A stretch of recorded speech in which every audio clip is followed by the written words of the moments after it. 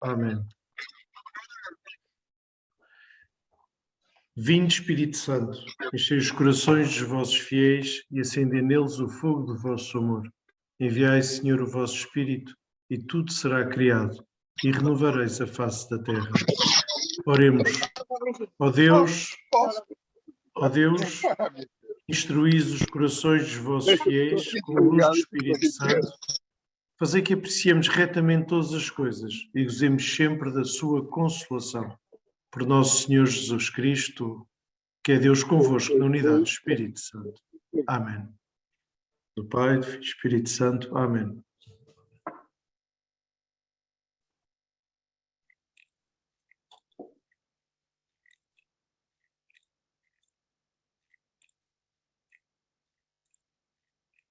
João? Posso avançar? Sim. Mandei uma mensagem ao Jorge, porque ele normalmente corta-me o pio, depois espero para eu falar e eu fico sem voz. De maneira que foi uma nota introdutória. Bom, Vasco, muito obrigado por estar presente e muito obrigado por todo o apoio que tem sempre dado. Este espaço era um espaço que queríamos que fosse presencial, mas que tivemos que retroceder e voltar atrás no sentido de adotar este espaço online, sendo um espaço que não quisemos deixar que ocorresse. Estamos em tempo de advento, mas também estamos em tempo de advento do nosso congresso, tempo de espera, mas um tempo de preparação. E, portanto, este encontro, que temos uma enorme alegria de ter hoje como palestrante, o Vasco de Melo, vai-nos falar da realidade que transforma o país. E mais um momento de preparação para o Congresso Nacional, e assim o Covid o permita, queremos que seja um congresso presencial em fevereiro. Lembro que o congresso terá como tema uma realidade que transforma e terá como subtemas 3: uma realidade que me transforma, uma realidade que transforma a empresa e uma realidade que transforma o país.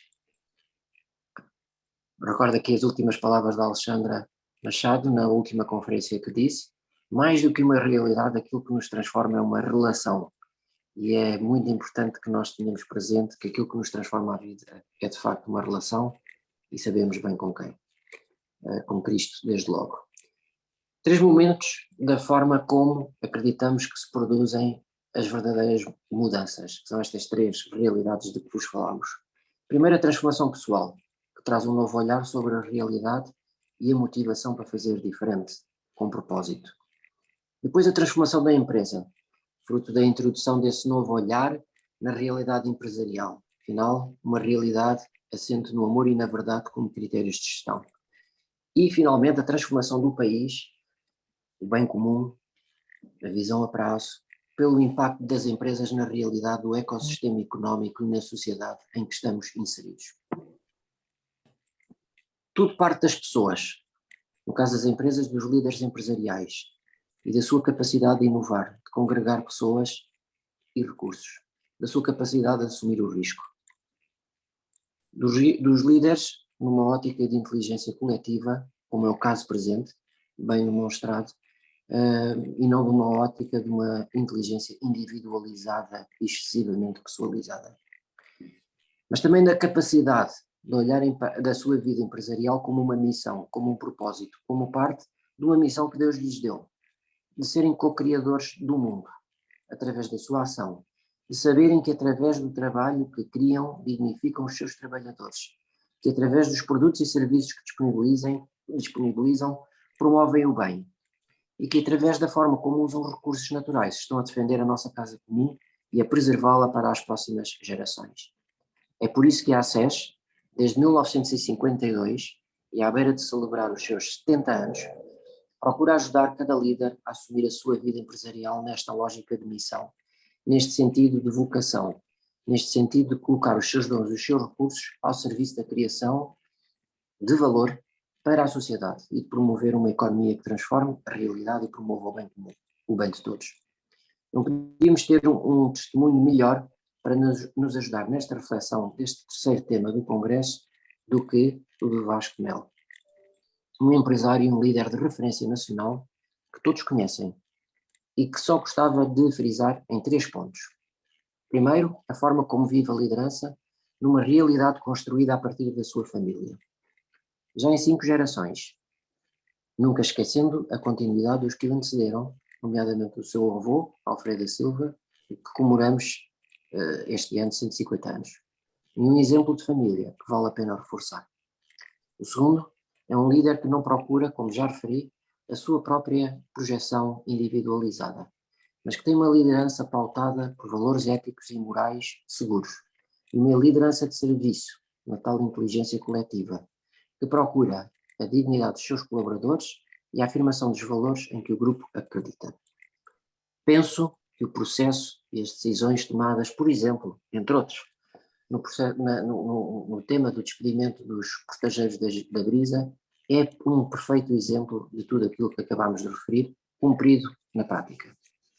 O ver, o julgar e o agir, em particular, com este critério que é tão difícil. Uma nota também pessoal para o essencial apoio que a família Mel, e neste caso Vasco em particular, tem dado à SES, pela sua presença, pela sua disponibilidade para a nossa realidade e as nossas necessidades, e que tem constituído um apoio seguro, um porto seguro, sempre pronto, na forma de nos ajudar na nossa missão. Se há 60 anos atrás a decisão da família Mel de apoiar a SES, na altura o CIDT, foi essencial e marcante para a profissionalização da associação e para a sua intervenção. Este apoio e motivação para avançarmos em múltiplos dos projetos que temos em curso têm sido igualmente marcantes para aquilo que a SES é hoje em dia. Relembro, por exemplo, a intervenção decisiva e segura que facilitou e possibilitou o Fundo Bem Comum.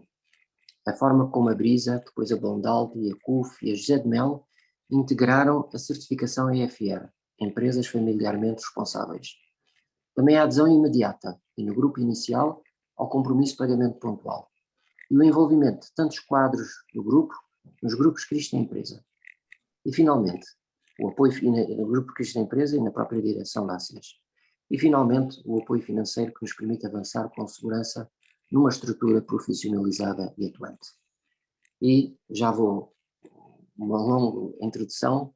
Caro Vasco, muito obrigado por tudo, por estes 60 anos, por ter transformado a ACES através do vosso exemplo, do vosso apoio e pela transformação que o espírito empreendedor da família Mel vai tendo para transformar o país, recordando que é uma escola de liderança com muitos anos e muitas gerações. E muito obrigado. Muito obrigado, João Pedro, muito obrigado por este convite para falar sobre este tema de uma realidade que transforma e uma realidade que transforma o país, e de facto pensei que seria oportuno realçar aqui o papel da minha família, uma família empresária que há mais de 100 anos e o seu contributo para transformar o país. E pensei que era útil apresentar o que é José de Mel, mas também a Fundação Amélia da Silva de Mel, que é menos conhecida, estão a concretizar atualmente em prol de um Portugal melhor. E no fundo, a iniciar a minha intervenção, não queria deixar de enfatizar o papel da ACES e dos seus membros no já longo percurso a favor do bem comum. E neste momento não poderia deixar de relembrar ou lembrar o exemplo do meu tio, o meu tio Jorge de Mel, pelo seu papel nos apoios à ACES, então União Católica dos Industriais e Dirigentes do Trabalho, que o João Pedro, o CIT, que o João Pedro aqui também referiu.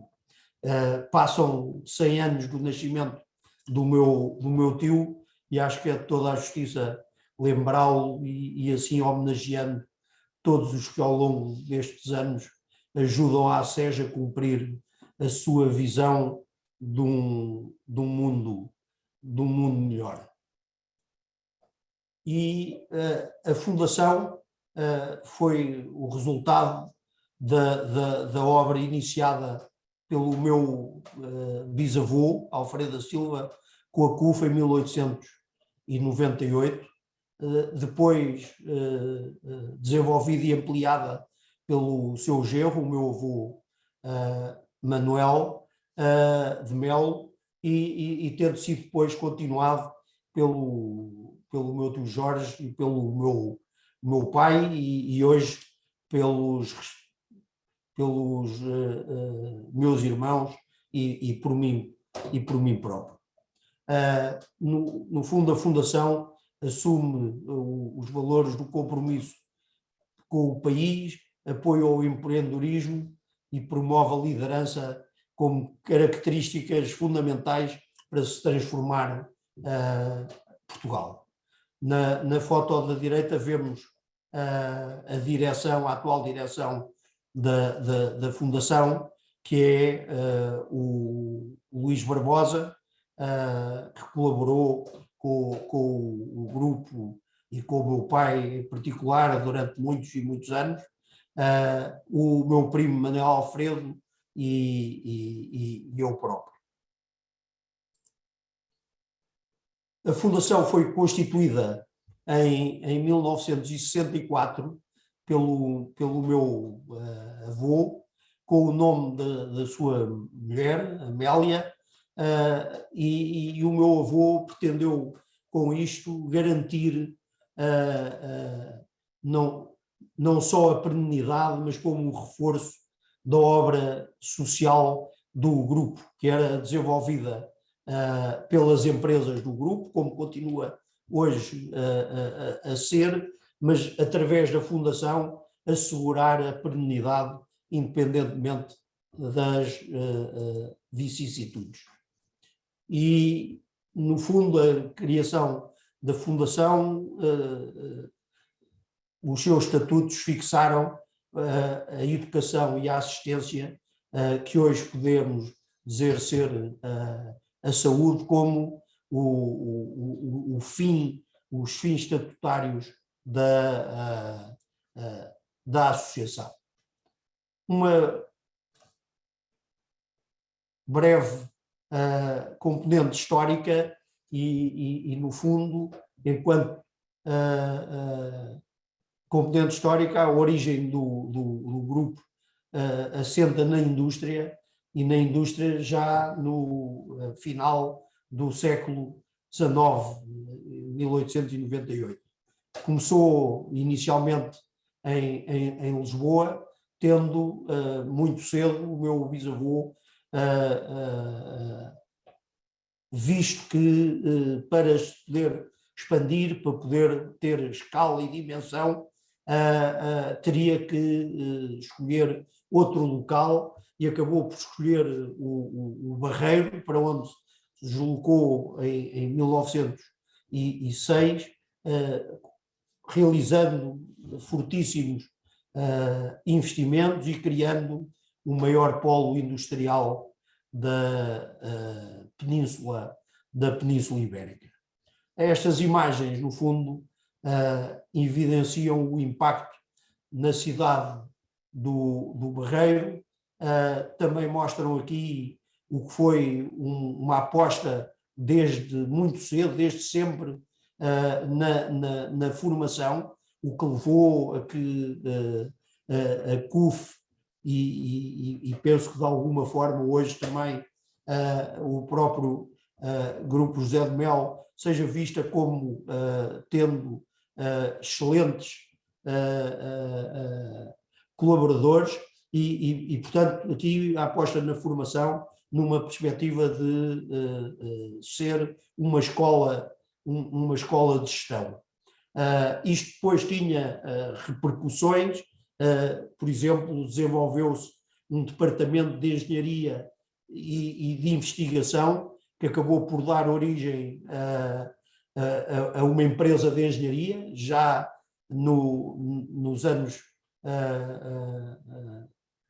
50, 60, foi a Profabril, numa altura em que isto era muito inovador, e a Profabril acabou por ser um importante marco na afirmação da engenharia portuguesa, não só em Portugal, mas também a nível internacional.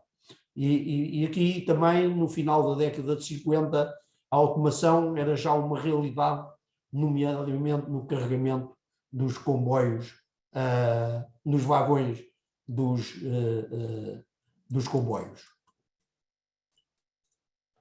Numa perspectiva de criação de valor e desenvolvimento, o Grupo CUF cresceu nas mais variadas áreas, na área da construção e reparação naval, com a Setnave e com a Lisnave, que acabou por se transformar no líder mundial de reparação naval, que na época era o maior exportador do país, e com um impacto a nível da economia que chegou a ser mais significativo em percentagem do PIB do que aquele impacto que a Auto Europa mais tarde viria também a representar.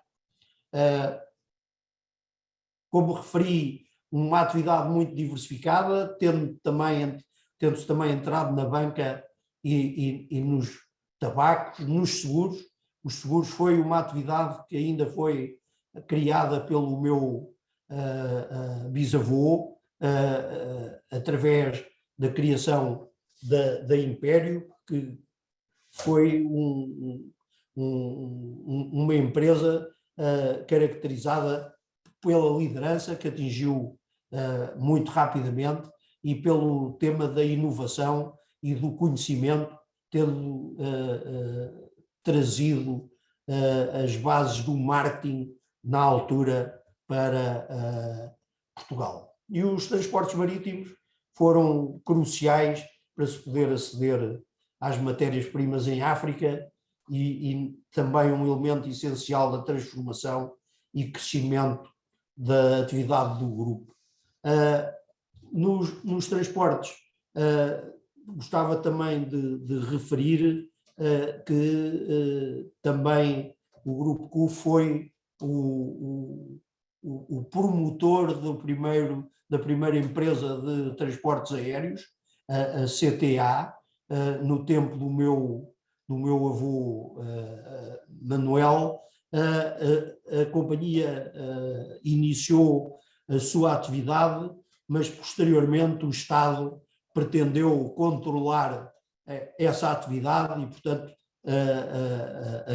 a companhia acabou por não avançar. Isto na perspectiva de que, de facto, a inovação, as novas iniciativas, o contribuir para que Portugal estivesse na ponta daquilo que se fazia no exterior, era apanágio do grupo CUF.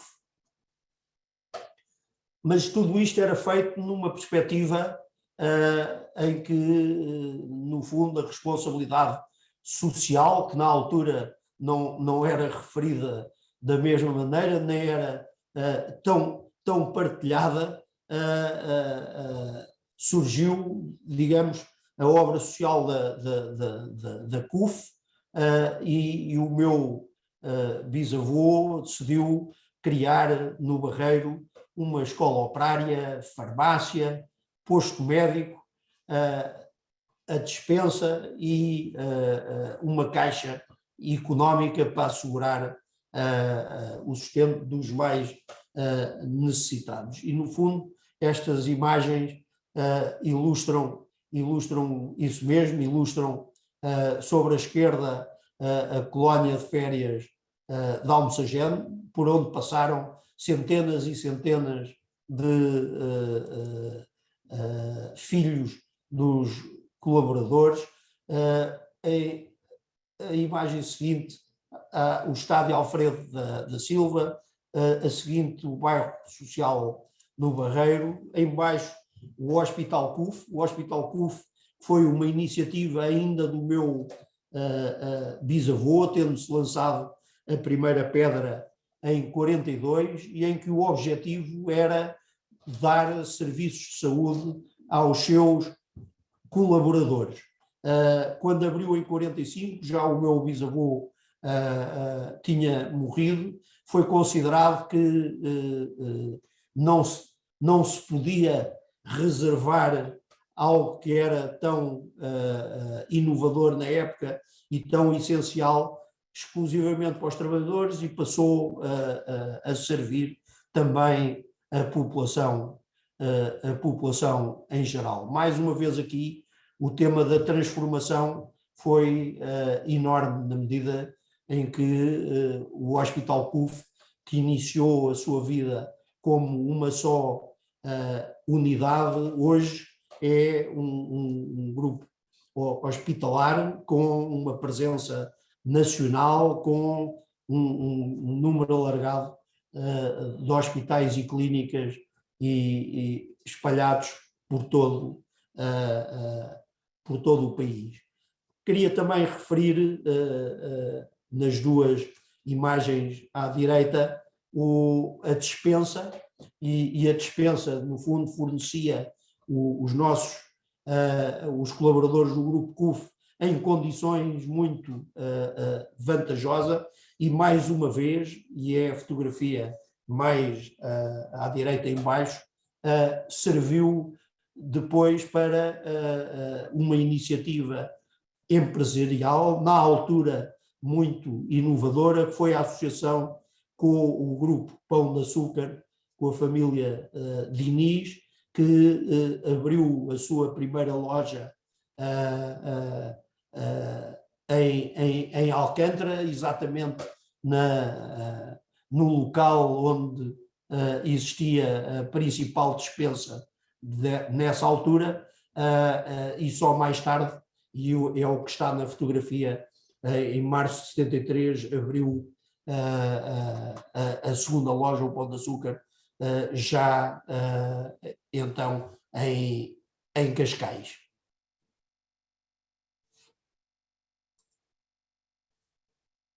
Relativamente ao propósito da Fundação, é desenvolvido em 6 vertentes, que estão aqui apresentadas, e no fundo desdobra-se o nosso propósito em 4 blocos. A cidadania ativa e inclusão social, pelo apoio nas áreas da educação e da saúde, a retenção e reconhecimento internos, que se concretizam com a atribuição de bolsas de estudo aos filhos dos colaboradores que estão nas nossas empresas, a inovação e o empreendedorismo, que são matrizes fundamentais para a criação de valor, preferencialmente apoiando as pessoas dentro das nossas empresas com ideias criativas, e, finalmente, a preservação da memória e da herança cultural, que se ligam, no fundo, à área da educação, e onde o exemplo do arquivo CUF Alfredo da Silva, que estamos a desenvolver desde há cerca de 3 anos, com a criação de um acervo arquivístico, tratado, inventariado e descrito.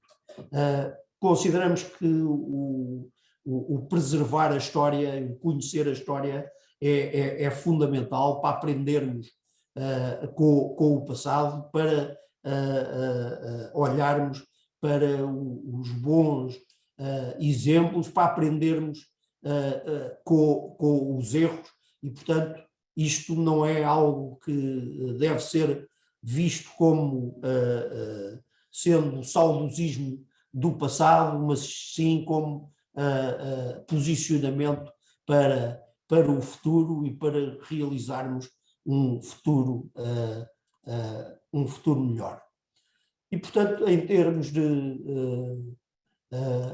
posicionamento estratégico, presentemente a Fundação tem um papel mais interventivo no passado e atuamos nas áreas da educação e da assistência, que são, digamos, a vontade do fundador.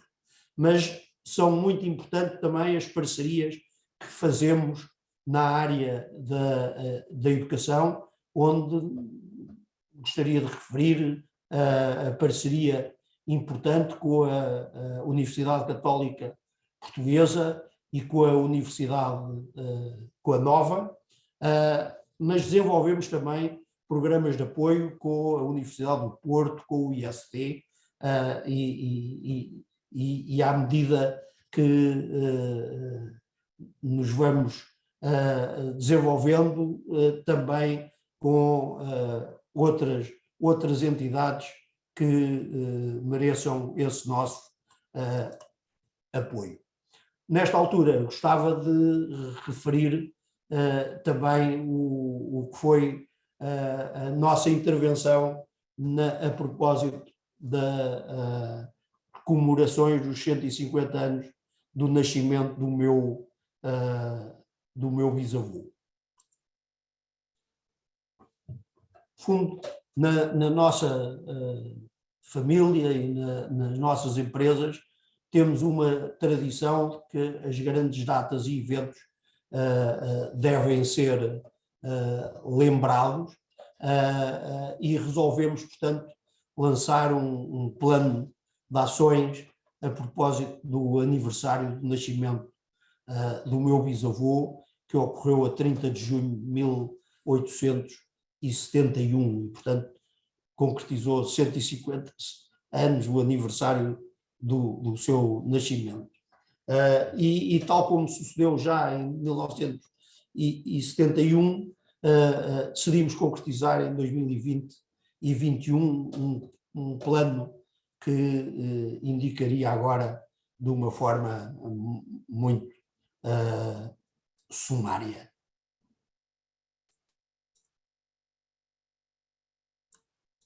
Consideramos que é muito importante olhar para o futuro e lançamos, portanto, um conjunto de desafios à academia para que discutisse temas que consideramos da maior relevância, tendo em conta o que é a realidade do nosso país. E quando apontamos para o modelo de desenvolvimento que Alfredo da Silva seguiu, estamos aqui a referir a opção de distribuir a riqueza criada e que isso fosse, no fundo, feito de forma justa e devidamente equilibrada. Na nossa perspectiva, não se pode, ou melhor, não se deve inverter este ciclo natural de que só se pode distribuir aquilo que existe e já foi criado. Nestas comemorações, não queria deixar de destacar aqui um evento que me pareceu muito importante, um concurso que lançámos às escolas e alunos do terceiro ciclo do básico e do secundário profissional para estudarem a economia e a sociedade portuguesa no século XX, os valores da cidadania, da liberdade económica. Mesmo em pandemia, e essa era foi um tema que nos deu uma enorme preocupação, tivemos uma participação muito relevante, com a presença de mais de 390 alunos de 140 escolas, e isto tendo em conta que em Portugal existem 1.200 escolas. Foi um programa, um concurso nacional, e ficámos muito satisfeitos porque tivemos a participação também de escolas da Madeira e dos Açores.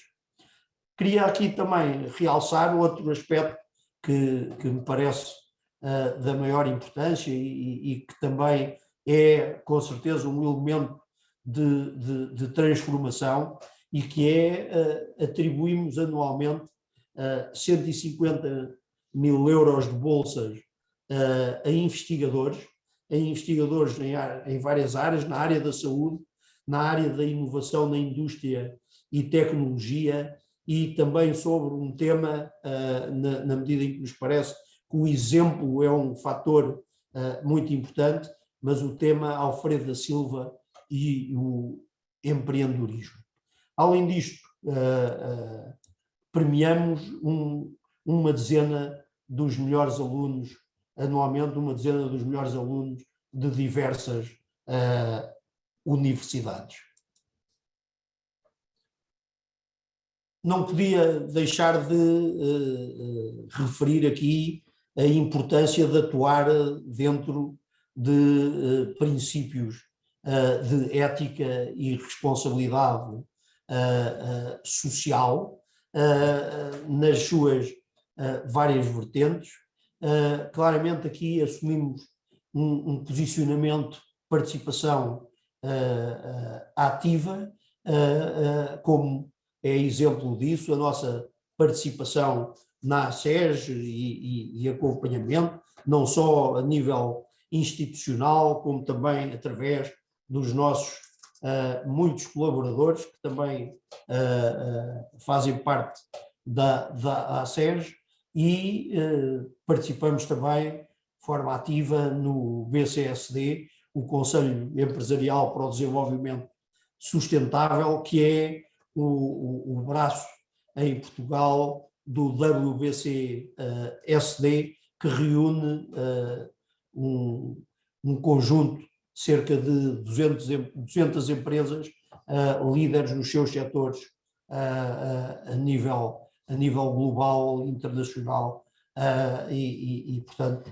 aqui também a importância do tema da ética e da responsabilidade social. E não poderia deixar de referir também a participação no BRP, o Business Roundtable Portugal. Nós consideramos que a intervenção cívica é um aspecto fundamental em qualquer comunidade, em qualquer país. Pensamos que aquilo que era feito e muitas vezes bem feito não completava o que pretendíamos, e portanto através de um conjunto de 42 das maiores empresas portuguesas, queremos colaborar, queremos ter como propósito conseguir acelerar o crescimento económico e social do país para garantir um Portugal mais justo, mais próspero e mais sustentável.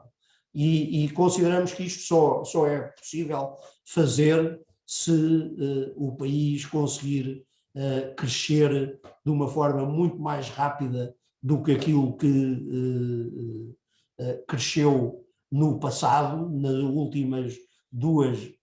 últimas duas décadas, e que, portanto, queremos que Portugal regresse à tabela dos 15 países mais ricos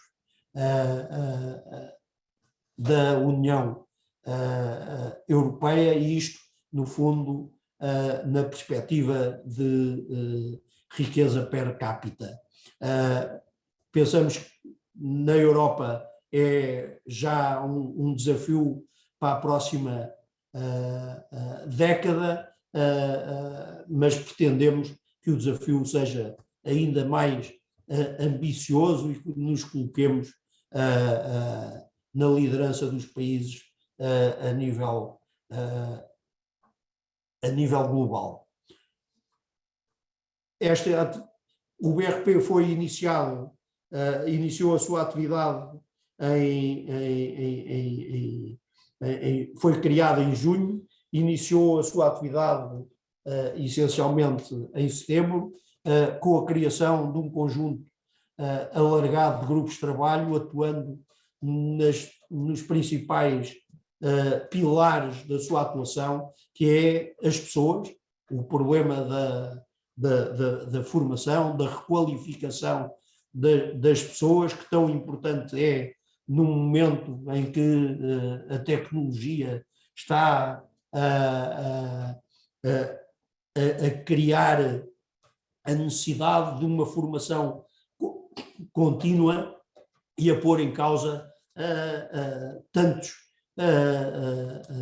tantas funções e, portanto, as pessoas têm que ser requalificadas. É uma área de atuação que consideramos essenciais. O outro é as empresas. Pensamos que as empresas têm que desenvolver, têm que ter escala, têm que poder ser grandes e, dessa forma, contribuir para um maior desenvolvimento. E, finalmente, o Estado, e aqui o Estado na perspectiva de ser um facilitador da atividade económica que assegure o desenvolvimento do país. Iremos apresentar os primeiros resultados dos grupos de trabalho em fevereiro do próximo ano, na perspectiva de ser já depois das eleições legislativas. Não pretendemos ser um fator de discussão durante este período. E iremos debater e aprofundar até lá, portanto, as conclusões preliminares dos grupos de trabalho que desenvolveram um trabalho muito importante nestas 3 áreas pilares da atividade da nossa associação que eu acabei de referir. Estamos praticamente no final da apresentação, mas eu não queria deixar de abordar e partilhar aqui o propósito do grupo José de Melo, no fundo, a nossa razão de ser. E, portanto, eu ia ler: cultivamos o nosso legado de excelência, empreendedorismo e talento para promover a prosperidade e o desenvolvimento sustentável a partir de Portugal. Como participantes ativos da realidade portuguesa, sentimos a necessidade de refletir sobre os nossos motivos de intervenção na economia e na sociedade, e onde as nossas ideias de pertença pudessem ser um farol para todos os que colaboram no grupo José de Melo e para a sociedade. Nessa reflexão, envolvemos os acionistas do grupo, os meus 11 irmãos e eu próprio, a quinta geração, aquilo que são os nossos filhos e sobrinhos e futuros acionistas do grupo, e um conjunto alargado de colaboradores. Foi um processo muito interessante, em que decidimos também rever o nosso protocolo familiar, preparando o protocolo familiar para os próximos acionistas, e com este exercício, no fundo, foi possível reafirmar a vontade de todos de continuarmos como família empresária. Consideramos que a família e a união da família é um aspecto essencial, mas faz parte integrante, na nossa visão, faz parte integrante a sermos uma família empresária contribuindo para o desenvolvimento do país. Queremos e ambicionamos que as nossas pessoas tenham e se revejam num sentimento de pertença com valores claros e objetivos.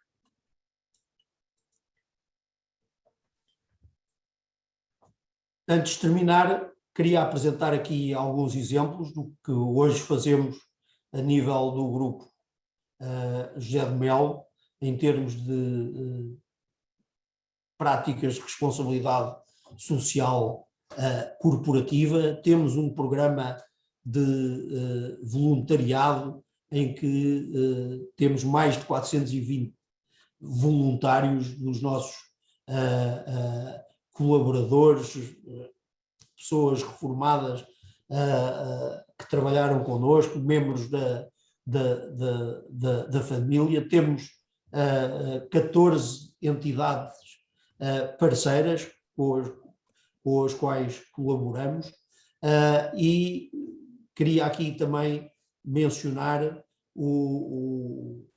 dois programas que consideramos da maior importância e onde a SES foi essencial: o compromisso de pagamento pontual, a que aderimos com enorme convicção, e a certificação de entidade familiarmente responsável, em que todas as empresas do grupo ou já obtiveram a certificação ou estão em fase final de obter. Mencionar também um programa que temos de solidariedade, onde nós apoiamos as empresas que os nossos colaboradores apoiam, reforçando o montante por eles contribuído.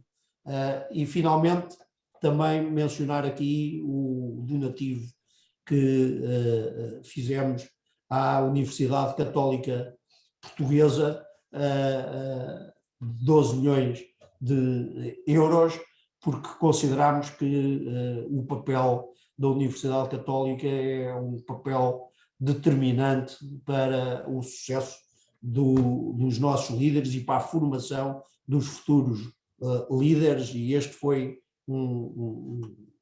uma decisão consideramos da maior importância. Aqui também não queria deixar de, mais uma vez, referir o papel extraordinário que a SES tem desempenhado ao longo dos anos. Agradecer ao João Pedro, ao António Pinto Leite, ao Jorge Lima Monteiro, só para referir alguns, mas nomeando estes, agradecer a todos os que, pelo seu empenho, têm sido um exemplo para a sociedade e um motivo de orgulho para todos nós que à SES pertencemos.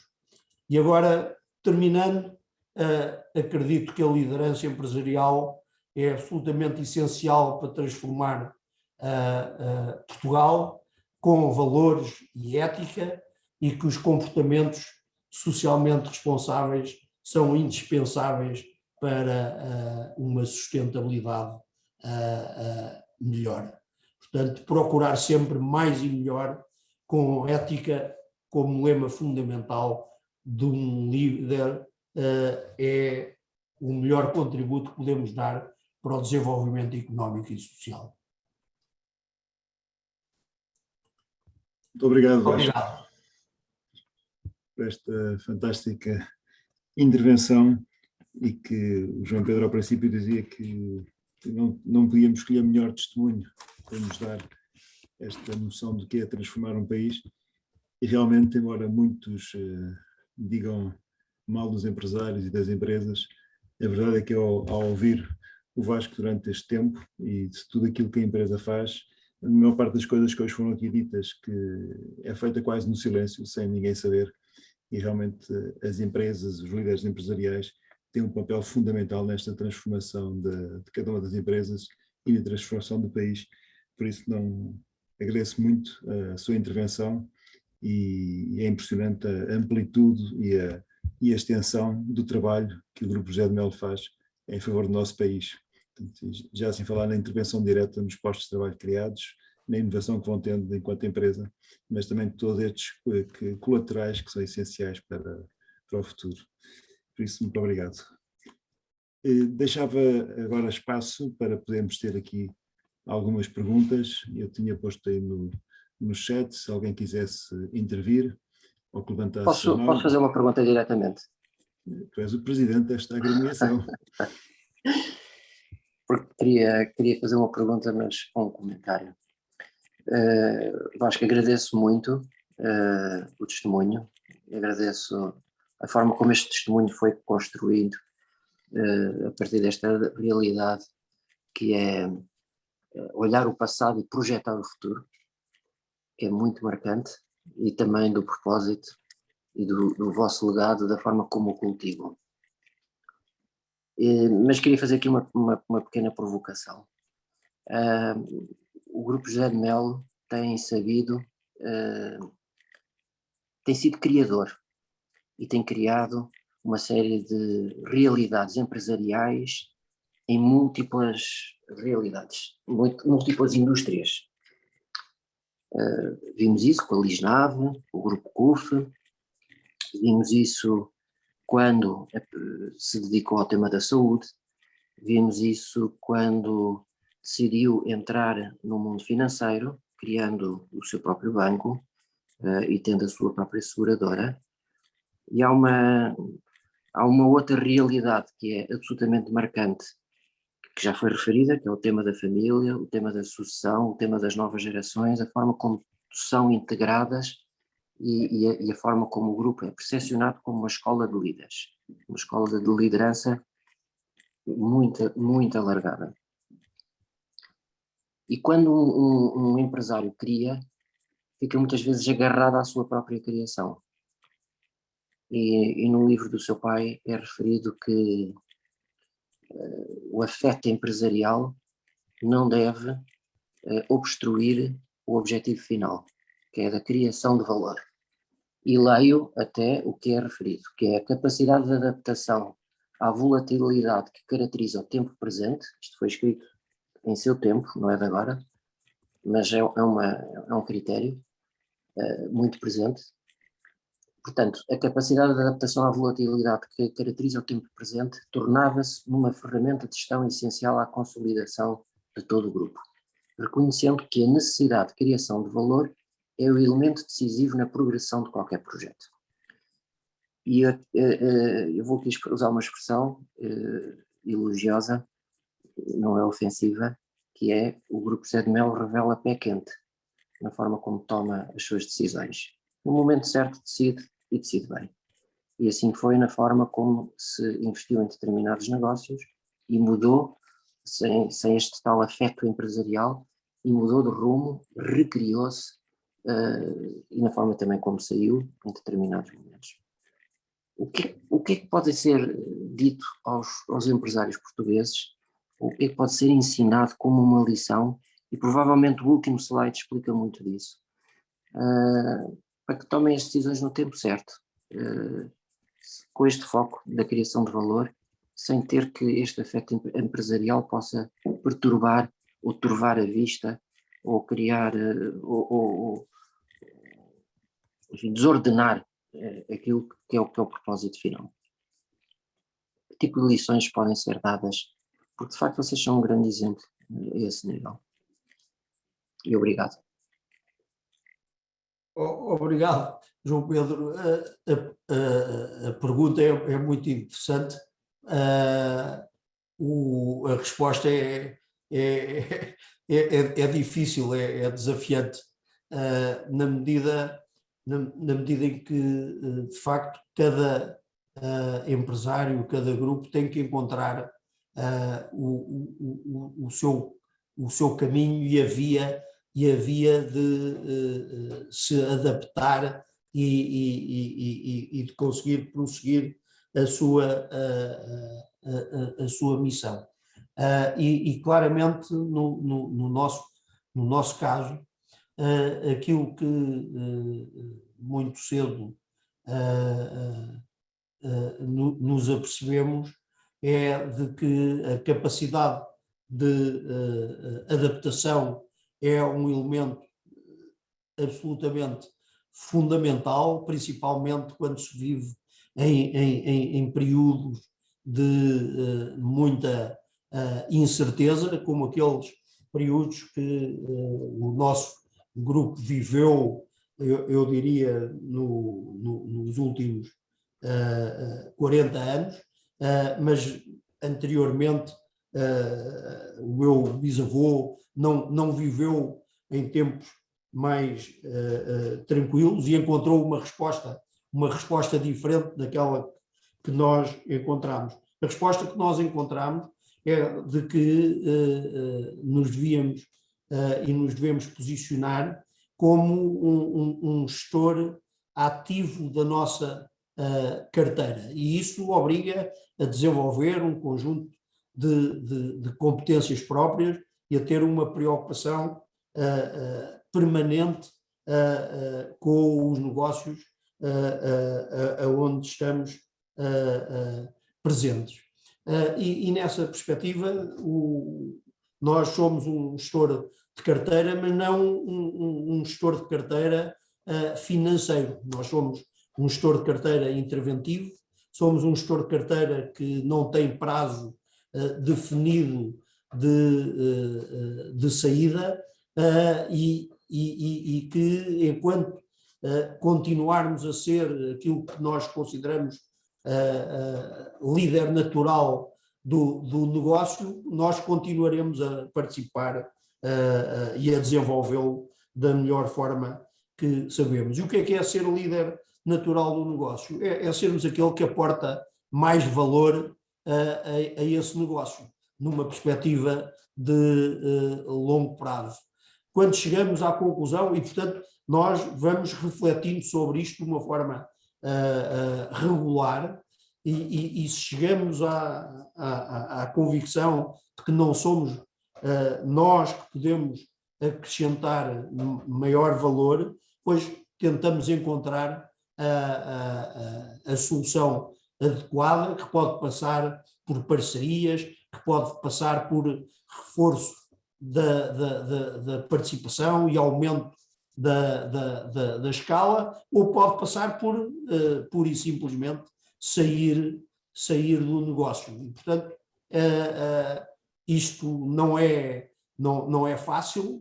Claro que, como qualquer outro, há temas sentimentais, há temas psicológicos que têm que ser considerados, mas temos conseguido, no fundo, de uma forma objetiva, conseguir chegar a conclusões e, perante as conclusões, decidirmos.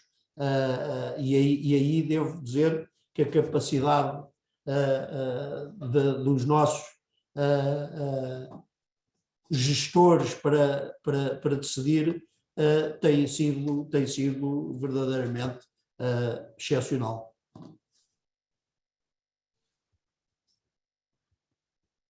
Muito bem, temos aqui uma pergunta também da Isabel Botelho, não sei se ela quer fazer diretamente. Isabel.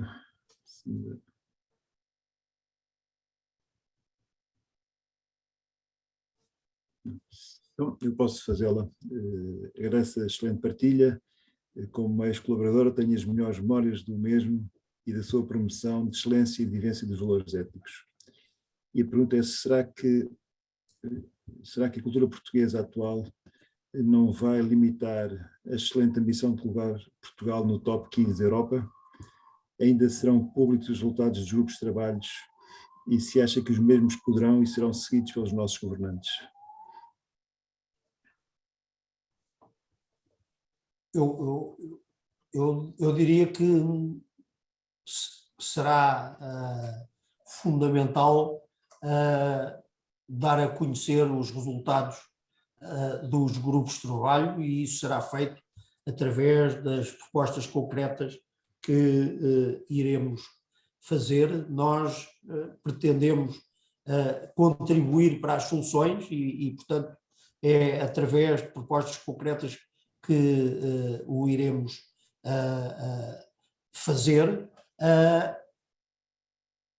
Há algumas coisas onde o podemos fazer como exemplo, portanto, pôr em prática as 42 empresas e servir de exemplo para que outros também possam fazer. Há muitas coisas que vão depender do Estado e, portanto, dos governos,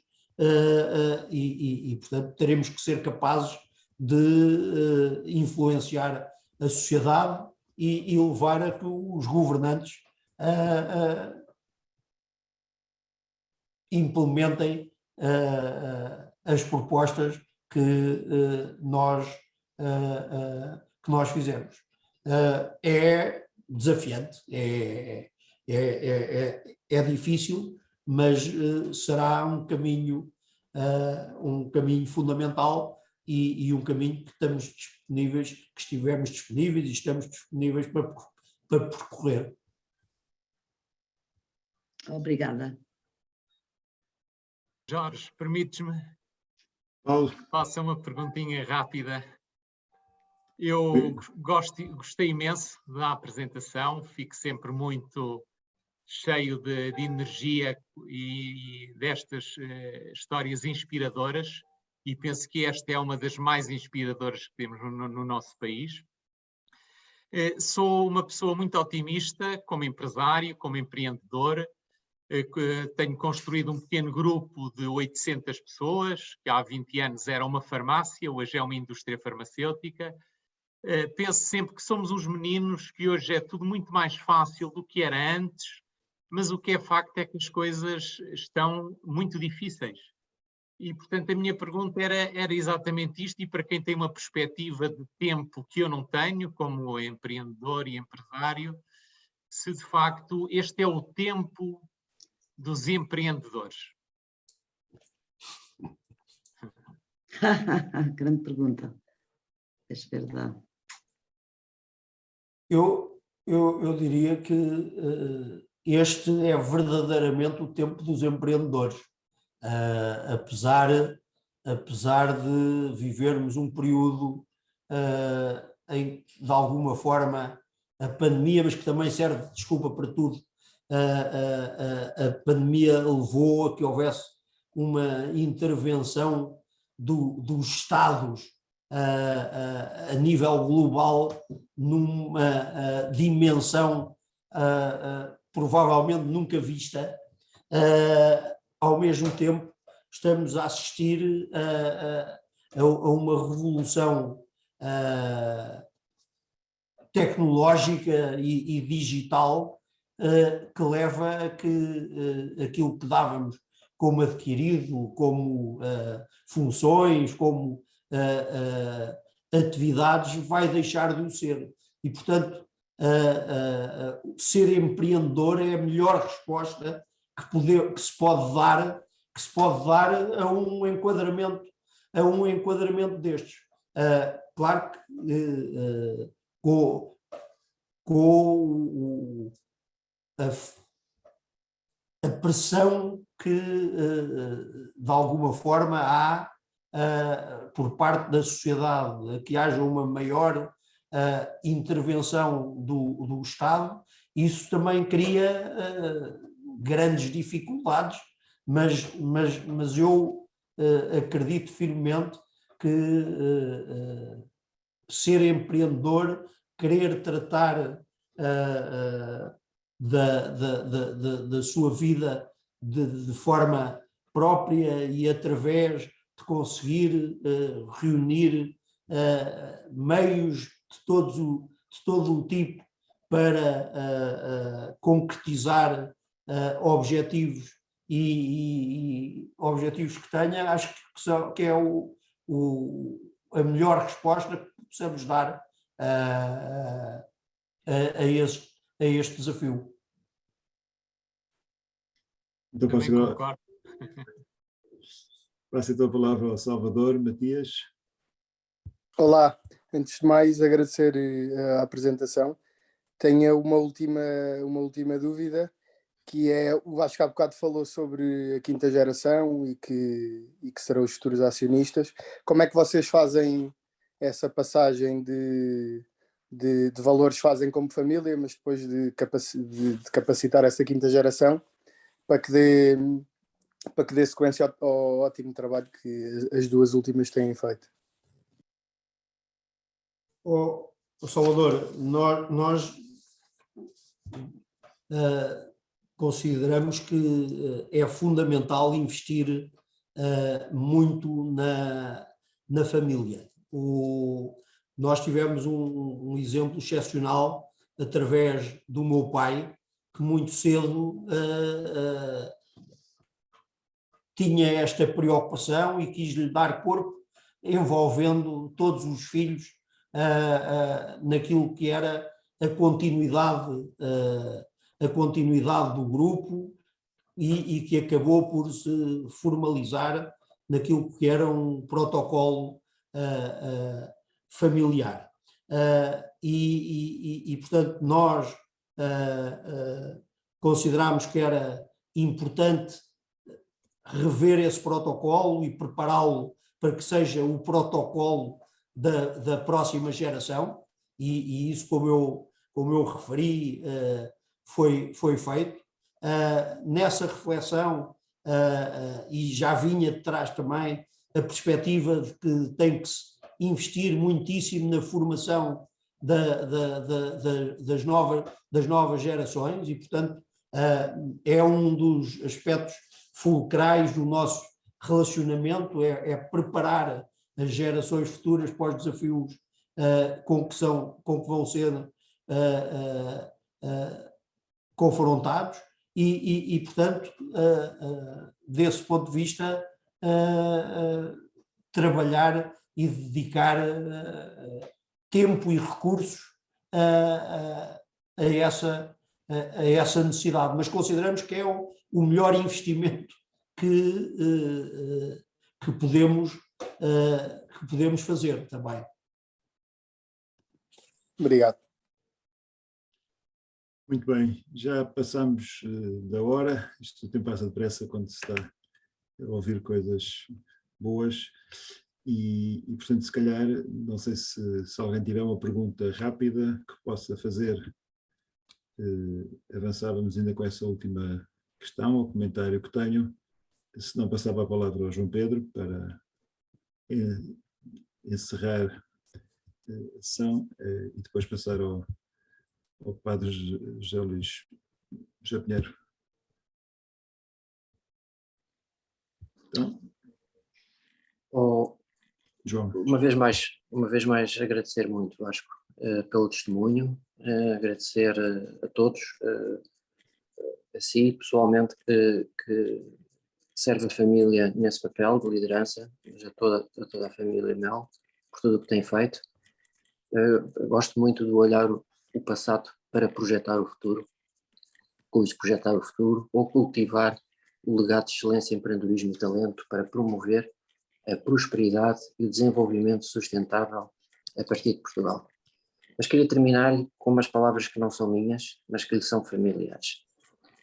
Sabendo que aquilo que é referido é aquilo que vocês vivem. Tudo só se consegue com espírito de missão, com muita humildade pessoal, com total determinação e mantendo-se unidos, impenetráveis a intrigas do exterior. Se conseguirem fazer isso, podem crer que é extremamente gratificante. E estas são palavras hoje do seu pai para si e para todos os seus irmãos. Muitos parabéns e obrigado. Muito obrigado, João Pedro. Muito obrigado a todos. Um Santo Natal para todos.